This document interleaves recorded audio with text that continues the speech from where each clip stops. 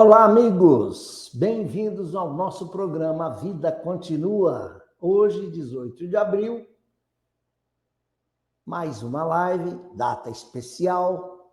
Seja bem-vindo. Vamos hoje prestar uma homenagem, mais uma homenagem a Allan Kardec. Na última live, comemoramos aqui, juntos, os 160 anos do Evangelho segundo o Espiritismo. E hoje, também, é abril, é a primavera espírita, como eu costumo dizer. No dia 18 tivemos, só que 7 anos antes, em 1857, tivemos, 6 anos antes, 7 anos antes, tá certo? Nós tivemos o Livro dos Espíritos, a obra que inaugurou uma nova era para a humanidade. Quando Allan Kardec se dirigiu ao Palais Royal e adentrou a galeria de Orleans, ele encontrou já bem acondicionado na vitrine o Livro dos Espíritos, Le Livre des Esprits. Era uma manhã, 18 de abril. Vamos falar disso hoje, mas antes, claro, a nossa vinheta de abertura. Claro, vamos lá?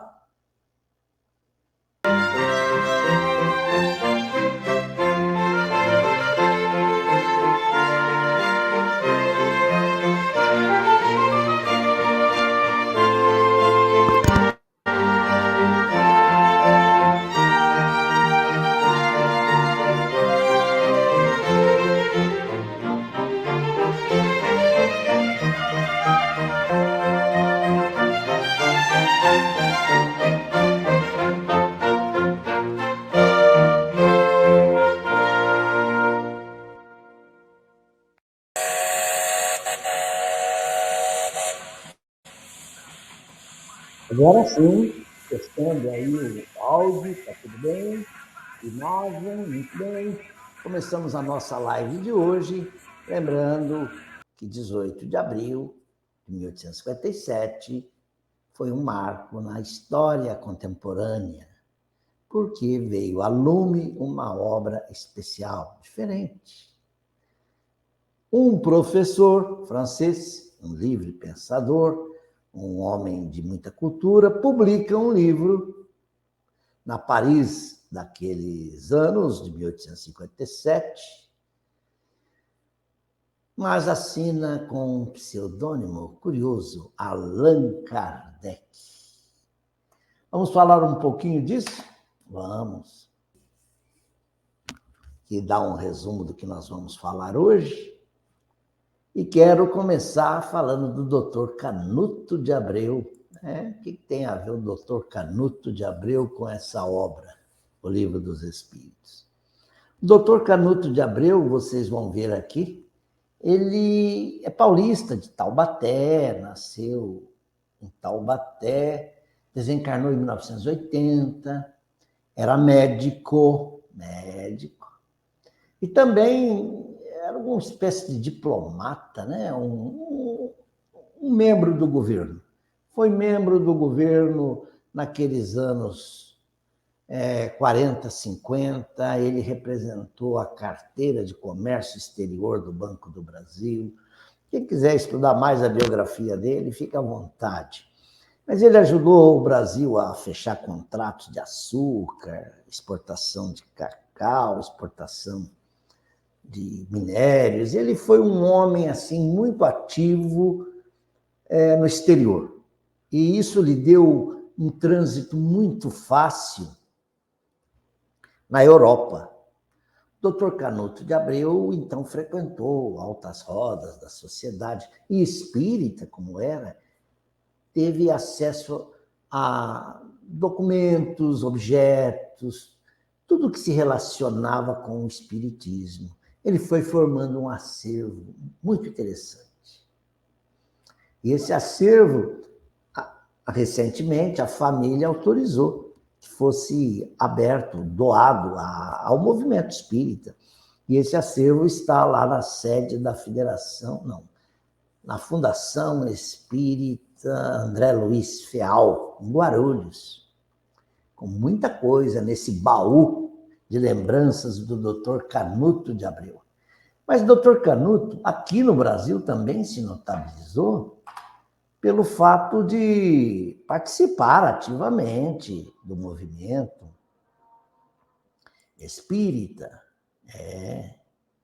O Dr. Canuto, ele estava, inclusive, muito ativo durante o primeiro centenário de comemoração do Livro dos Espíritos.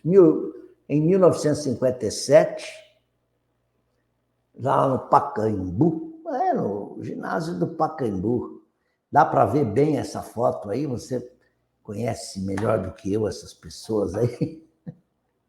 Dá para ver quem são? Olha, eu vou pôr até o óculos aqui.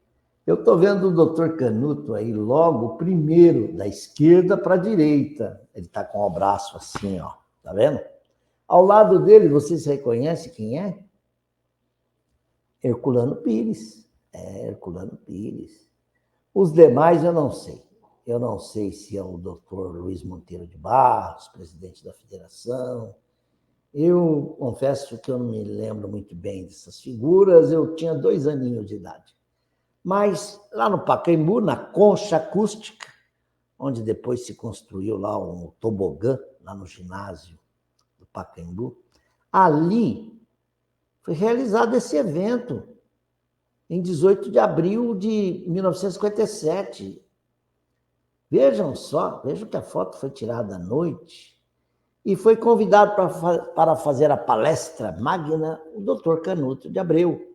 Ele que vinha publicando, na forma de folhetim, um livro interessante, O Livro dos Espíritos, na sua tradição histórica e lendária.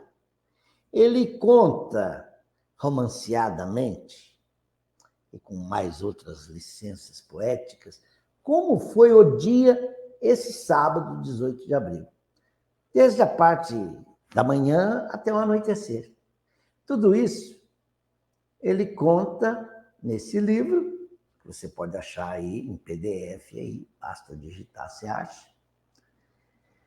E ele publicou também na forma de capítulos seguidos no jornal Unificação, que era o jornal da União das Sociedades Espíritas do Estado de São Paulo.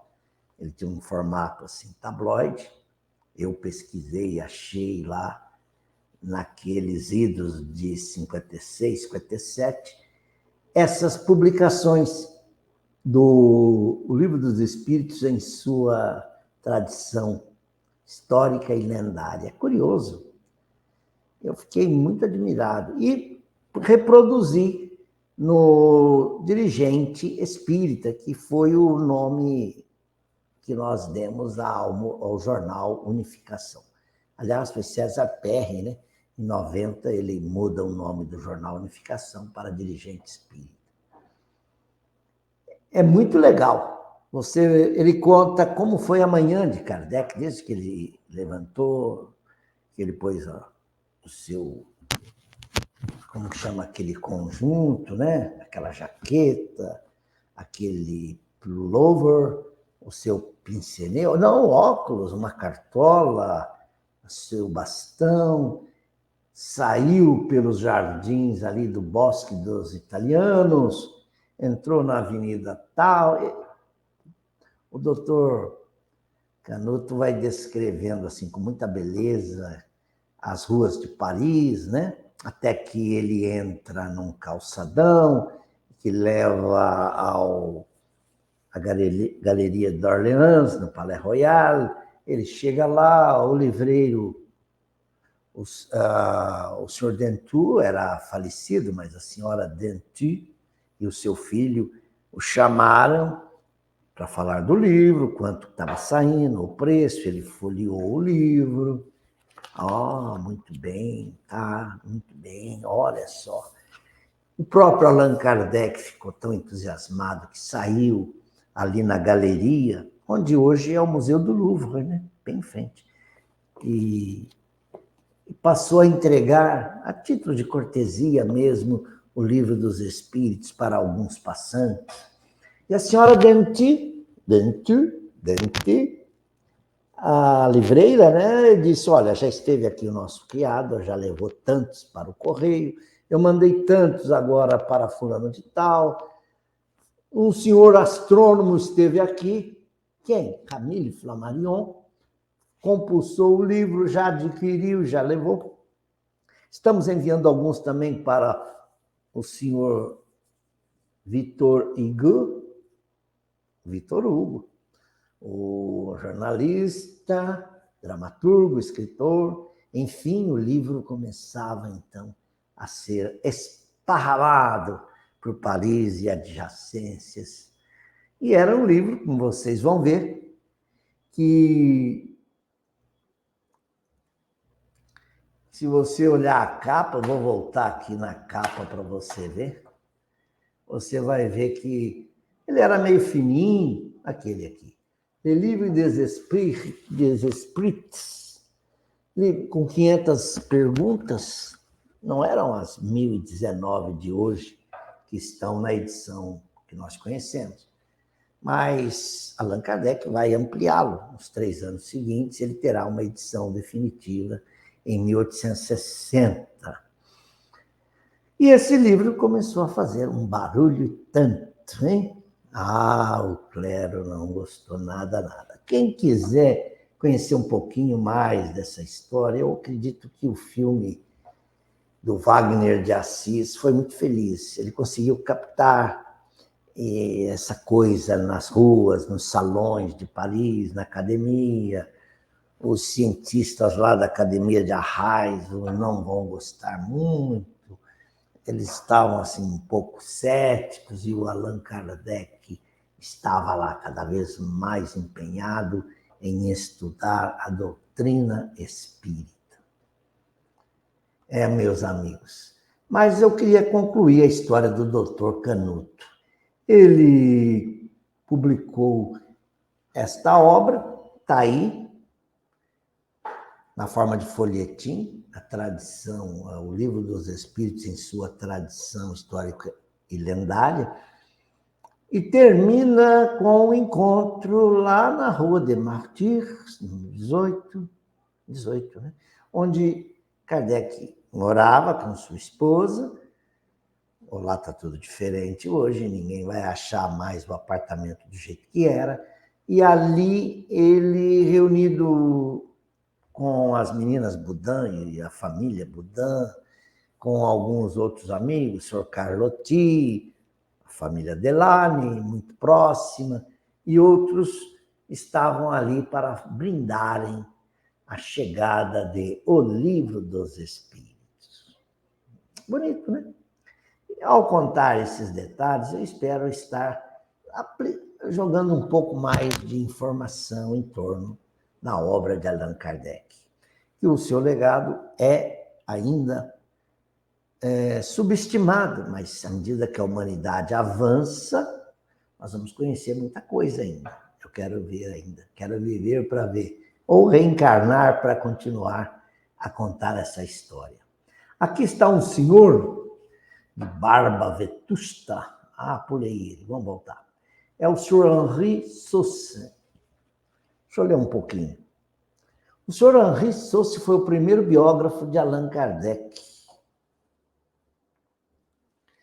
O Sr. Henri Saussure, é assim que se fala, ele tem várias obras publicadas e ele também fez a biografia, escreveu a biografia de Leon Denis. Veja, Saussure, folheando o livro A Gênese, da primeira edição, que é de 1868, e depois, olhando essa edição com a quinta edição, de 1872, estava lá escrito embaixo, revista e ampliada, corrigida. Mas o que fizeram aí? Esse capítulo 14 tem várias alterações. O 18 está desfigurado. O que é isso? Ele, então, detectou adulterações nos originais.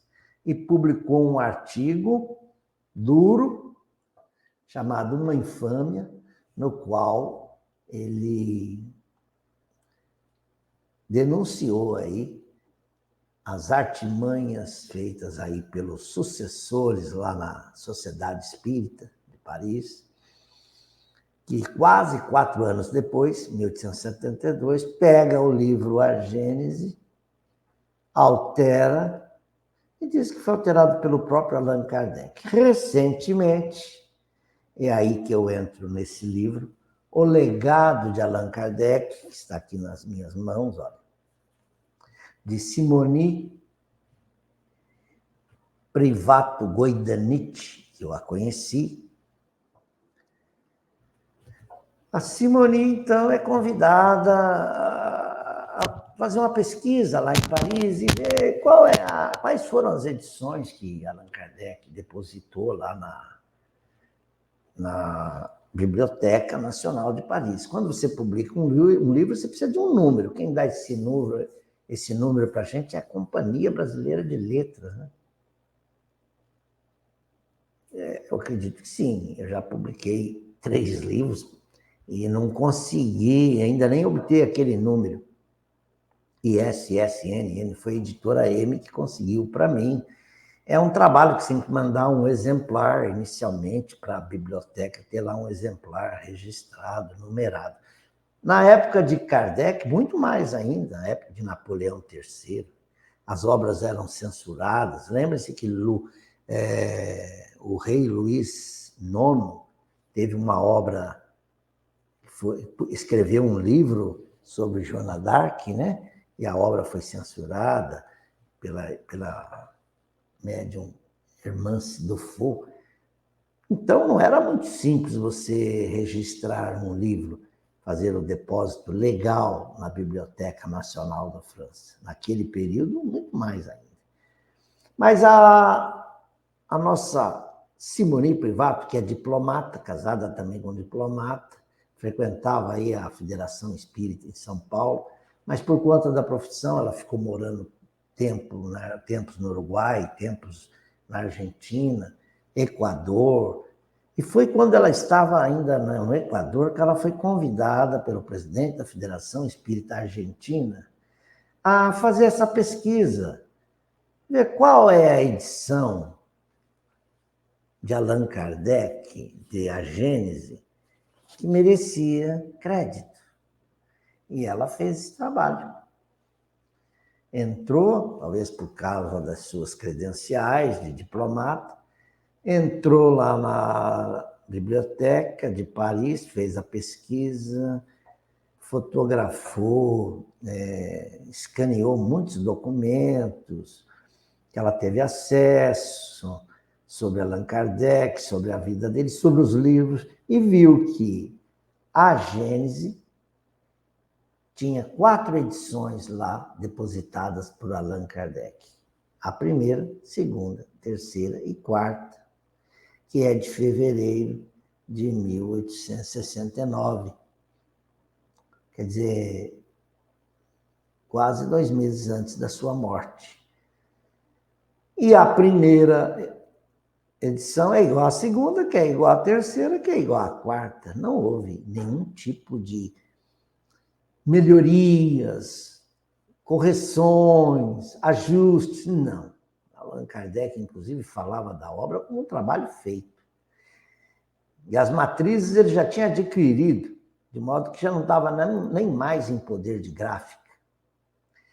Eu estou contando isso aqui, não é por falta de assunto, não. É que sempre que falarmos de Allan Kardec, é preciso lembrar que ele, no pós-mortem, pós-desencarnação, deve ter sofrido muito, porque aqueles que deveriam cuidar da sucessão, da continuidade da sua obra, principalmente aqueles que ocuparam cargos dentro da Sociedade Parisiense de Estudos Espíritas, que depois passou a chamar Sociedade Espírita de Paris, eles não fizeram como ele havia deixado bem encaminhado, ele na Obras Póstumas, você vê que ele prevê o Espiritismo sendo organizado e comandado por um colegiado, uma comissão central, onde as decisões seriam sempre tomadas democraticamente, em grupo, o que fazer com o caixa, porque as obras de Allan Kardec eram vendidas e rendiam receitas. Então, a senhora Kardec, Amélie Gabrielle Boudet, começou dando as diretrizes para a sociedade da continuação das obras de Allan Kardec, mas aos poucos ela foi sendo escanteada. E o Espiritismo viveu dias muito tristes, muito difíceis, que eu nem gosto de lembrar. A revista espírita começou a se desvirtuar, inclusive vai receber um processo por causa de fotos fraudadas, fotos em que o editor e o fotógrafo combinaram lá um jeito de fazer foto com pessoas, nas quais apareceu atrás delas um ente querido ou a figura de Allan Kardec. Começaram a fazer fotos fajutadas, deu cana, deu processo dos espíritos. Mas Gabriel Delany, Léon Denis, a própria Amélie Boudet, Gabrielle Boudet, Berta Fropo, e outros espíritas de escola criaram uma nova publicação para falar sobre o espiritismo. E começaram a trazer de novo a doutrina para as mãos corretas, para os caminhos corretos. A França enfrenta guerra em 1870, Revolução Interna em 1872, o ano terrível, né? Entra aquela fase científica do espiritismo, depois vem a Primeira Guerra. A árvore espírita na França teve que ser transplantada. Para onde? Para o Brasil. Para a terra do Cruzeiro. Eu coloquei aqui esse trecho de O Consolador, que está lá no Evangelho, para a gente lembrar, sob o nome de Consolador e de Espírito de Verdade, Jesus anunciou a vinda daquele que havia de ensinar todas as coisas e de lembrar o que ele dissera. Logo, não estava completo o seu ensino. E, ao demais, prevê não só que ficaria esquecido, como também que seria desvirtuado o que por ele fora dito, visto que o Espírito de Verdade viria tudo lembrar e, de combinação com Elias, restabelecer todas as coisas, isto é, pô-las de acordo com o verdadeiro pensamento de seus ensinos. Nessas horas, fico pensando se Allan Kardec não seria o próprio Elias reencarnado. Sabemos, sim, por fontes aí muito respeitáveis, que Allan Kardec foi Jean Rus. No tempo da pré-reforma religiosa, nos anos lá de 1400, ele aparece já fazendo uma grande revolução nas ideias religiosas da época e é morto na fogueira. Mas o próprio Allan Kardec foi informado, quando ele estava conhecendo o Espiritismo, ele foi informado pelo seu amigo Zéfiro, que ele também havia sido um druida, um sacerdote druida. Eu vi no filme a pronúncia druida, mas é druida, hein? Vocês me corrijam se eu estiver errado. Quer dizer, ele como sacerdote druida, lá no sudeste da França, naquela região onde hoje é Lyon. Olha, curioso. E ele nasceria em Lyon, 3 de outubro de 1804. Nessa região aí, como um sacerdote druida, ele também se chamava Allan Kardec. Por isso que ele usou o pseudônimo Allan Kardec. Mas chamar o Espiritismo de o Consolador prometido por Jesus não é nenhum exagero, porque Jesus dizia mesmo, está lá em João, né? Eu não vos deixarei órfãos, eu vos enviarei o Paráclito, quer dizer, o Consolador, que vos virá fazer lembrar de tudo quanto eu vos tenho dito, mas que ainda não podeis suportar. Jesus havia dito grandes verdades na forma de parábolas, porque como é que ele ia entrar em detalhes, por exemplo, sobre o processo da reencarnação, da volta do espírito à vida corporal? Que o perispírito se acopla ao óvulo que acaba de ser fecundado, e depois, molécula a molécula, há um processo que vai, perispírito e corpo físico vão se formando até o nascimento. Como é que ele ia explicar isso para o Nicodemos? Nicodemos não aceitava nem das coisas mais simples, que dirá isso. Mas então, meus amigos, eu deixei aqui também para mostrar para vocês, vamos ver se está aqui. Eu acho que está sim. Está aqui no meu painel aqui, uma página que eu queria compartilhar com vocês. Vamos compartilhá-la agora. Está no boletim do Ismael, é isso mesmo. No boletim, o blog, a gente chama de blog do Ismael, eu já disse, é diário, né? Você pode, diariamente aí, você pode, com exceção dos domingos, você pode ler as notícias do movimento espírita, se atualizar. Vamos ver se está aqui.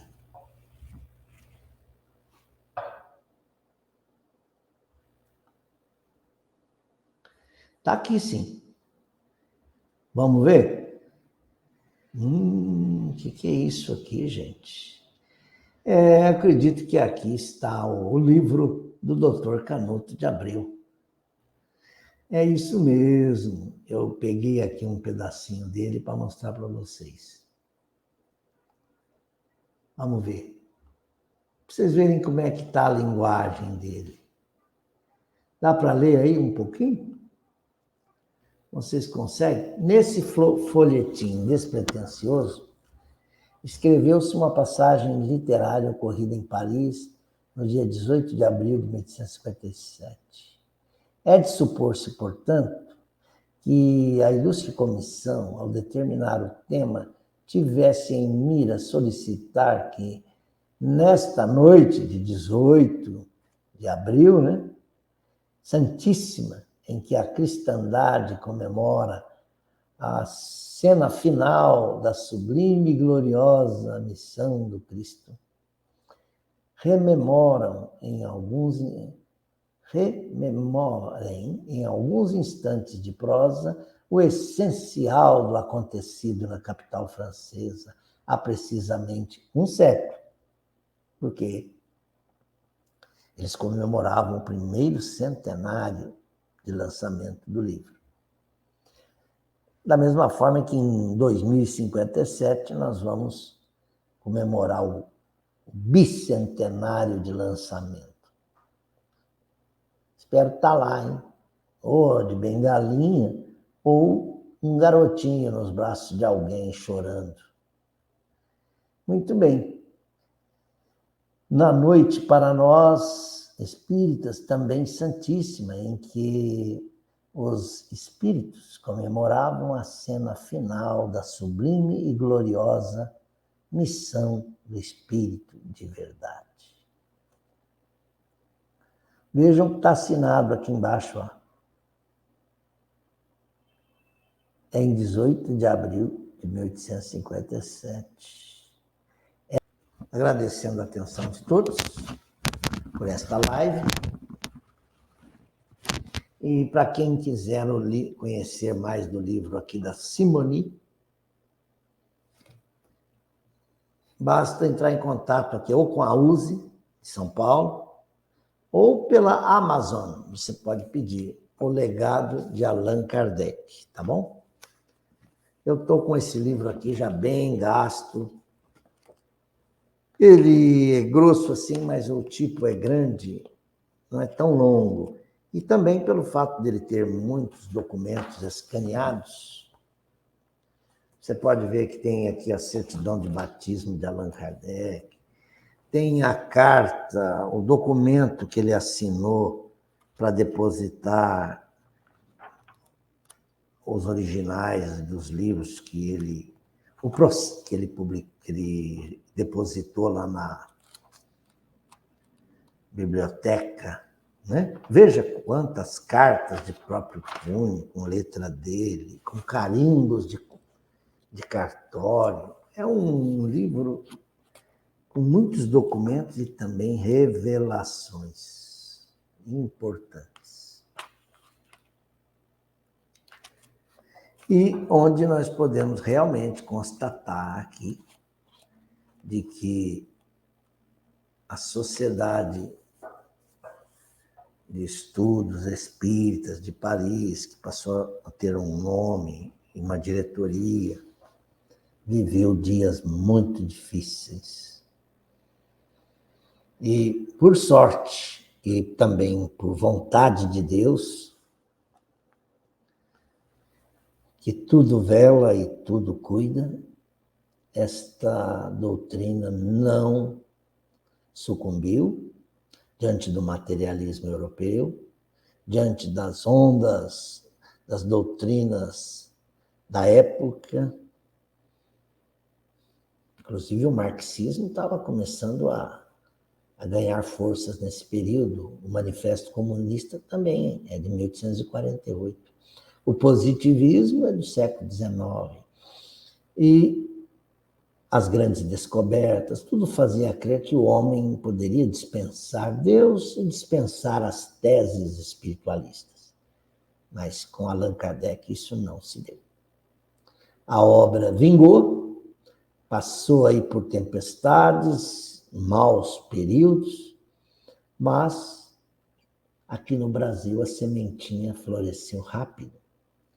Então, lá na Bahia começamos a ter lá o Eco de Além Túmulo, e depois uma sociedade espírita, depois no Rio de Janeiro, e o espiritismo começou a ganhar força, vieram as primeiras traduções das obras espíritas, com Joaquim Travassos, aí vem a Federação Espírita no Rio de Janeiro, em São Paulo cresce também, os centros espíritas vão se multiplicando com uma rapidez, aparecem médiuns fantásticos, incluindo aí Eurípides Barçanufo. Depois, quando Eurípides está partindo, está chegando Francisco Cândido Xavier, Divaldo Franco e outros tantos, né?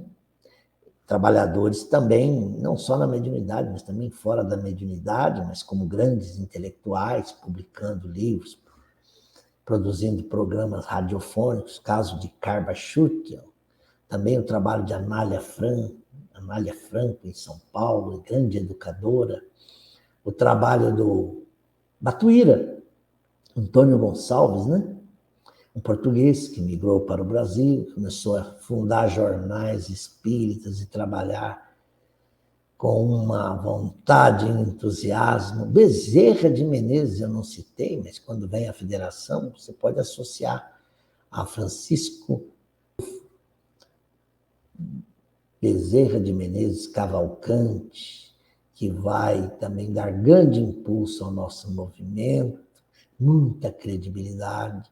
Os centros se multiplicam, os espíritas no Brasil hoje são milhões. O último censo já dava algo em torno de 10 milhões, hoje eu não sei quantos somos. Mas sei dizer que só no estado de São Paulo nós temos 4.000 centros espíritas. 1.500, mais ou menos, estão filiados à USE. Isso tudo nos faz crer, com muito entusiasmo, com muita certeza, que o Espiritismo é e tem uma missão na Terra E essa obra não é só nossa, é dos espíritos também. Foram eles que trouxeram essa revelação aos homens. Com certeza, Jesus, o nosso governador, nosso irmão maior, está zelando para que o Espiritismo se torne na Terra aí um farol. Esse farol que já ilumina tanta gente, há de iluminar toda a Terra. Até a próxima live, se Deus quiser. Com mais um, a vida continua. Tchau.